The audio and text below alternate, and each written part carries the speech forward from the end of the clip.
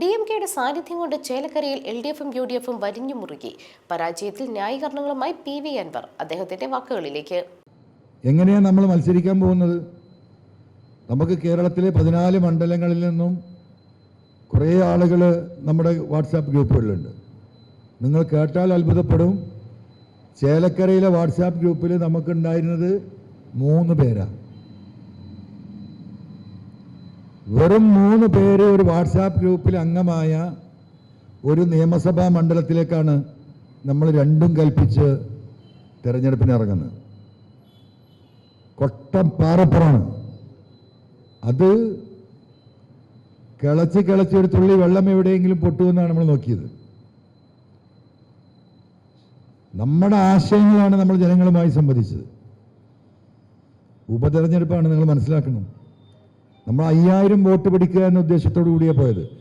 കാരണം 4000 പോയിട്ട് 3000 വോട്ട് കേരളത്തിൻ്റെ 140 മണ്ഡലങ്ങളിലും പിടിക്കാൻ ശേഷിയുള്ള 1ഓ 2ഓ അല്ലെങ്കിൽ ഇപ്പോഴത്തെ കാലഘട്ടത്തിൽ BJPയും കൂടി ആഡ് ഓൺ ചെയ്താൽ 3 പാർട്ടിയാണുള്ളത്, BJPയും കോൺഗ്രസും CPM-ഉം. അവിടെ പോയിട്ടാണ് നമ്മൾ 5000 വോട്ട് പിടിക്കാൻ പരിശ്രമം നടത്തിയത്. ഒരു 7000 8000 വോട്ടിലേക്ക് നമ്മൾ പോകുന്ന അവസ്ഥ ഉണ്ടായിരുന്നു. നിങ്ങൾ മനസ്സിലാക്കുന്നത് ഒരു സാധാരണ തെരഞ്ഞെടുപ്പല്ല. 98 MLA-മാരും 21 മന്ത്രിമാരും തെരഞ്ഞെടുപ്പിന്റെ അവസാനത്തെ 4-5 ദിവസം അവിടെ. കാരണം പാലക്കാട് തെരഞ്ഞെടുപ്പ് 10 ദിവസം എക്സ്റ്റെൻഡ് ചെയ്തു. അതേപോലെ തന്നെ കോൺഗ്രസ് 42 MLA-മാരും 10-20 MP-മാരും. ഒരു പഞ്ചായത്ത് 2 മന്ത്രിക്ക് ചാർജാണ്. 9 പഞ്ചായത്തിലുള്ളത്. ഓരോ വാർഡും MLA-മാർക്കാണ് ചാർജ്, ബൂത്ത് വൈസ്.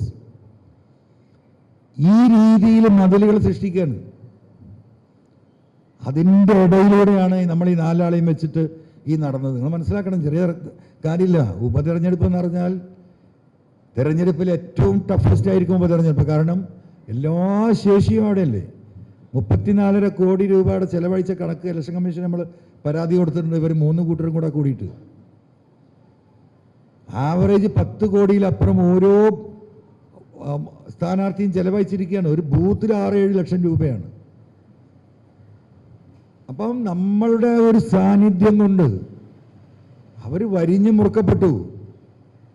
എന്താണ് സംഭവിക്കുന്നതെന്ന് ആർക്കും കണക്കൂട്ടാൻ കഴിയാത്ത കൊലത്തിലായി.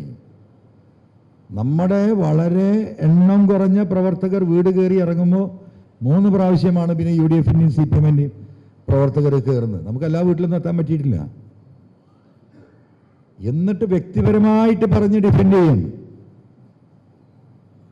ആ ഡിവിഷൻസ് മുഴുവൻ ഉണ്ടായിട്ട് ഇത്രയും വലിയ ബാരിക്കേഡുകൾ തീർത്തെടുത്താണ് നമ്മൾ ഈ 3920 വോട്ട് നമ്മൾ പിടിക്കുന്നത്. News desk net vision.